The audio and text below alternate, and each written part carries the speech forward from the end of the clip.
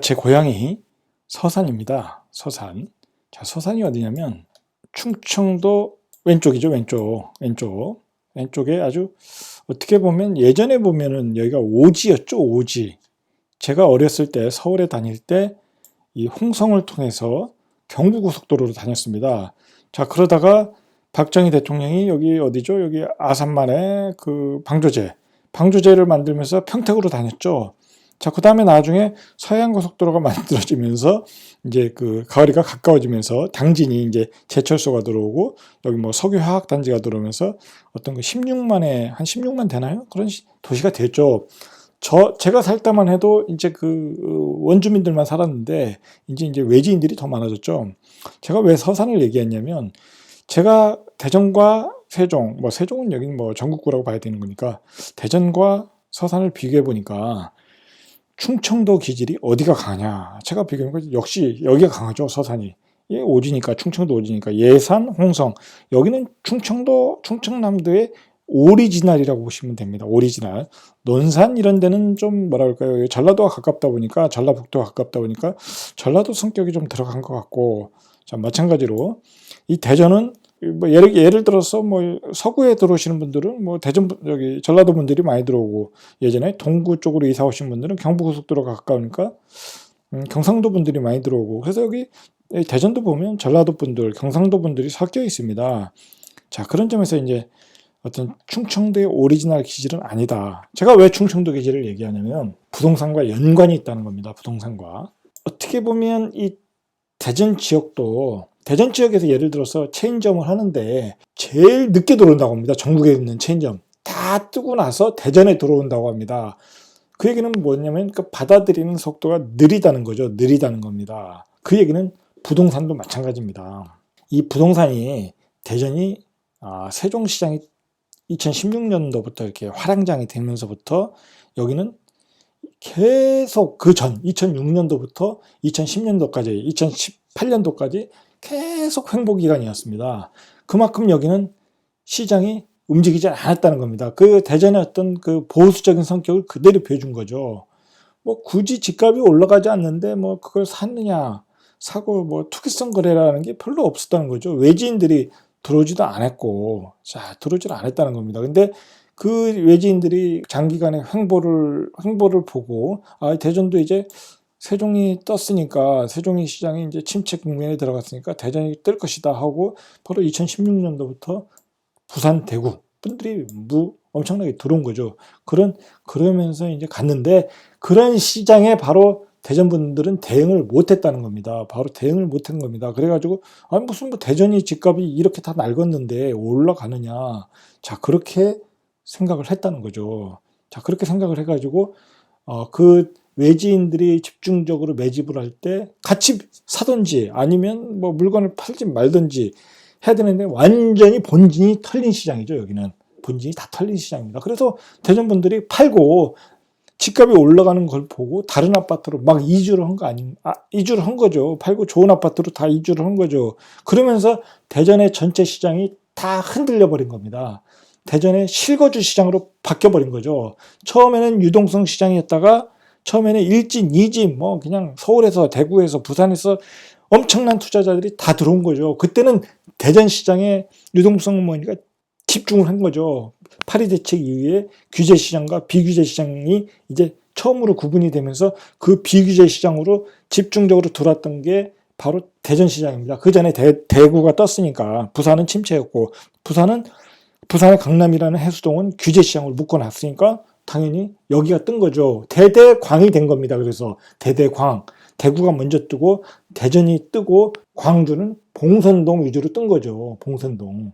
광주는 전체 시장이 뜬 건 아니지만 대전은 전체 시장이 다 뜬 겁니다. 근데 대전이 그 전체 시장이 바로 뜰 수 있었던 건 바로 갭이 적었다는 거죠. 갭이. 10년 동안에 집값이 안 올라가다 보니까 전세가와 매매가가 붙어버렸다는 거죠. 그 붙어버린 걸 사람들이 10채, 20채씩 마구 사대는 겁니다. 외지에서. 뭐 그러다 보니까 집이라는 게 나와 있는 매물이라는 건 한계가 있는 거니까 그 매물 다 쓸어버리고 그리고 가격은 그 매물들이 거래되면서 매물이 안 나오고, 그럼 실수요자들이 그거 팔고 이사 가야 되는데 이사 간 집은 벌써 다른 투자자들이 매집을 해놓고 그걸 다 또 비싸게 산 거죠. 그러면서 나중에 대전에 투자자들이 새로 생긴 겁니다.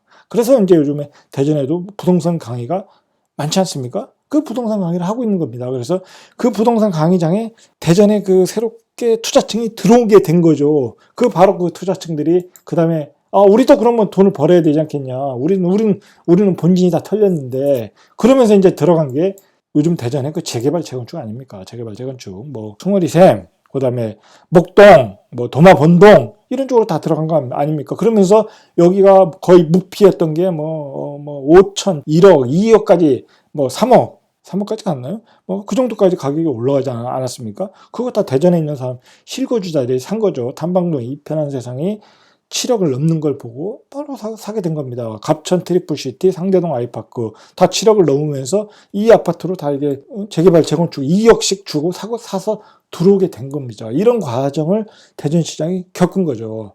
자, 그러면서 이제 대전 투자자들이 많이 생겼습니다. 그 뒤로. 자, 그러면서 그 사람들이 또 갭2로 들어간 거죠. 갭2로. 갭2로 들어갔는데, 자, 문제는 뭐냐면 입지가 좋은 아파트들의 구축은 계속 실수요가 있으니까 가격을 유지를 할 수 있는 거죠. 가격 방어가 되지만, 예를 들어서 입지가 안 좋은 그 20년 예를 들어 구축들은 그런 거 갭2로 들어가고 있다는 거죠. 자, 그런 아파트들은 유동성 머니가 빠지면 실수요가 없는 거죠. 자, 그리고 지금 한 대한민국의 광역시는 인구가 감소되는 시대입니다. 이제 밖으로 신도시를 만들어서 확장하는 시대가 아니죠. 자, 아니고 안으로 수축이 되는 시대고, 도시 재생을 하고 도심 재생을 하면서 재개발 재건축이 활발하게 이루어지는 시장인데, 약간 입지가 떨어지는 외곽지에 구축을 가지고 있다. 나중에 다 암덩어리가 되는 거죠. 자, 그런 아파트들은 이제 조심을 하셔야 되는데, 바로 이제 대전의 그 투자청들은, 뒤늦게 참가한 대전의 투자청들은 또 그런 아파트를 사고 있다. 그런 걸 갭 투자를 하고 있다는 거죠. 그 뭐라고죠? 뒤늦게 배운 기술을 가지고 잘못 투자를 하고 있는 경우가 제 눈에 보이더라. 이 말입니다. 자, 그리고 이러한 그 세종에서 시작한 그런 투자, 그리고 대전으로 옮겨 붙으면서 이런 또 새로운 투자층이 생기면서 이분들이 또 청주시장, 천안시장으로 들어가는 겁니다. 바로 이 청주시장.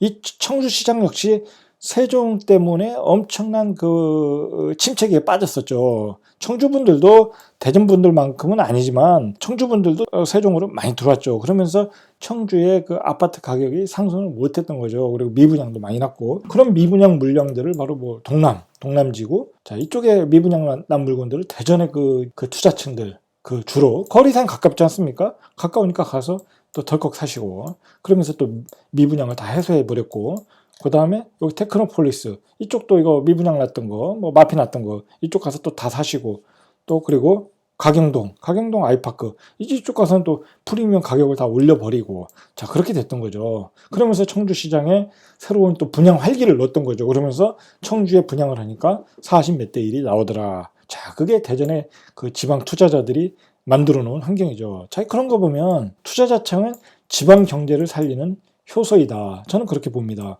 그걸 뭐 적폐 세력이다 보시면 안 되겠죠. 국가를 위해서 국가 대신 국가가 살리지 못하는 국가 경제를 살려주는 지방 효소이다. 자, 그렇게 생각을 하셔야 되겠죠.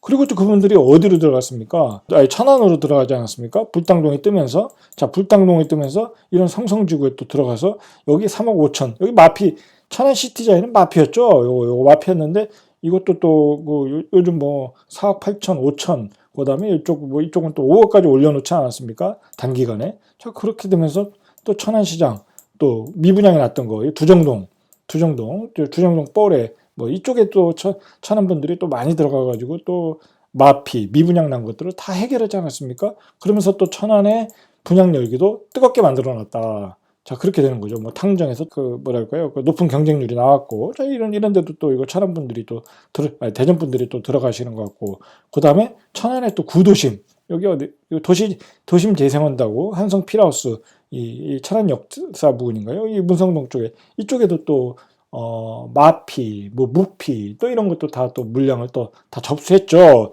대전에 그 투자자분들이 들어가서.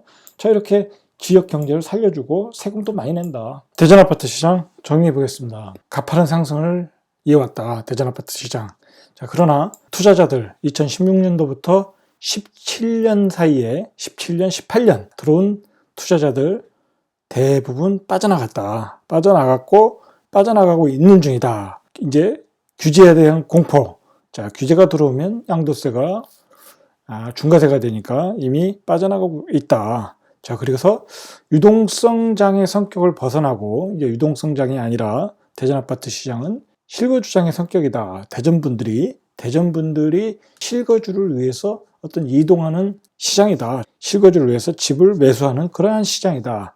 자, 그런 점에서 다소 추격 매수는 좀 그렇지 않느냐. 위험부담이 있다. 자, 이제 그렇게 시장을 조금 평가를 해보고요. 그리고 대전에 뒤늦게 참가한 투자자들, 가치가 있는 뭐 신축, 준신축, 실거주 입장에서 가치가 있는 집을 이제 매수해야지 20년, 뭐 30년 가까이 된 집들을 갭 투자로 무분별하게 사는 것은 이제 별 의미가 없다. 왜 그러냐면 투자자들이 이번 장에서 들어갔기 때문에 이게 언제 또 투자자들이 또 들어와야 그러한 그 입지가 떨어지는 집들은 또 거래가 될 수 있지. 그 실거주자들이 그렇게 접근할 수 있는 아파트들은 아니다라는 거죠. 그런 점에서 좀 자제가 좀 필요하지 않나. 자, 그렇게 생각하고, 그리고 전체적으로 대전시장은 이 서구를 경계로, 이 서구, 갑천을 경계로 구도심과 신도심이라고 볼 때, 신도심보다는 구도심이 좀 더 강하지 않았나. 그런 성격을 보여줬다. 왜냐면 이제 도안신도시라든지 죽동이라든지, 물론 이제 허반 베르디움은 뭐 한 7억 5천까지 갔는데, 자, 그래도 어쨌든 구도심에서 최고가 아파트들이 나왔다고 봐야 되겠죠. 뭐 클로바라든지 삼성 아파트, 이런 뭐 구축에서도 큰 수익률을 배줬으니까. 자, 그리고 탐방동 이편한 세상의 재건축. 자, 신도심보다는 구도심의 인프라가 확고한 구도심의 아파트 시장이 조금 더 우위를 점하지 않았나 평가를 하면, 자, 그렇다는 겁니다. 물론 이제 앞으로 유성구에 복합 터미널이 들어오고, 유성구에 또 새 아파트들이 계속 들어오니까, 자, 그것에 따라 앞으로 차후 변동성은 있지만, 현재까지는 이번 사이클에서는 신도심보다는 구도심을 좀 대전에서 실수요자들, 소비자들, 뭐 투자자들은 일찍 치고 나갔으니까 구도심을 선택했다. 구도심의 인프라를 선택했다. 자, 그것은 이제 도시 자체가 확산하는 단계가 아니라 안으로 수축하는 단계다. 예, 어떤 인구의 감소 등으로 인해서. 자, 그렇게 보시고, 그리고 앞으로 대전의 전망을 똑바로 바로 보기 위해서는 앞으로 대전의 아파트를 지을 수 있는 택지지구로 우리가 봐야 된다. 그리고 앞으로의 공급량이 중요하다. 자, 그런 점을 한번 보셔야 될 것 같아요. 자, 그런 점을 볼 때 택지지구, 앞으로 분양 물량들 구도심에서 재개발이 나올 것이고, 그 다음에 이 도안신도시에서 또 어떤 남은 토지, 갑천, 트리플시티에 있는 남은 토지들, 남은 분량이 있죠. 이건 뭐 올해 할지 내년에 할지 모르겠지만, 그리고 이 아이파크시티 부근에 또 뭐 도시개발 방식으로 또 가능할 수도 있고, 그 다음에 둥국지구, 산동지구, 신동지구죠. 둥국지구, 신동지구 이쪽에 이쪽 뭐 안산이라고 해야 되나요? 이쪽에 또 뭐 국방 클러스터가 들어오면서 소규모로 또 주거지가 또 들어갈 수 있고, 마찬가지로 이제 유성구 쪽 복합, 여기 유성광역 복합 환승센터라고 나오지 않았습니까? 2020년 뭐 11월 예정이라고 나왔는데, 뭐 그때까지 될는지 안 될는지 모르지만, 자, 이쪽도 논이 많지 않습니까? 이런 토지도 이제 다 개발될 수 있는 여지가 있는 토지다. 유성구 쪽은 아직도 빈 땅들이 많다. 자, 그러면서 그 서쪽으로 더 새로운 주거지가 뻗어갈 가능성은 있다. 자, 그런 점에서 이 안쪽도 방심할 수는 없다. 만약에 이쪽에 다 아파트가 들어서고 유성의 복합터미널이 들었으면 뭐 이쪽도 새로운 신도심이 되고 어떤 인프라가 강화되니까 뭐 어떤 구도심과 신도심이 어떻게 균형 발전할 수 있는 좋은 방향은 될 수 있을 것 같아요. 어떤 대전의 그 도시계획적인 측면으로 볼 때는. 자, 그런 시각으로 큰 그림을 가지고 한번 보자. 여기까지입니다. 자, 절대값TV 명품 PD 한 PD였습니다.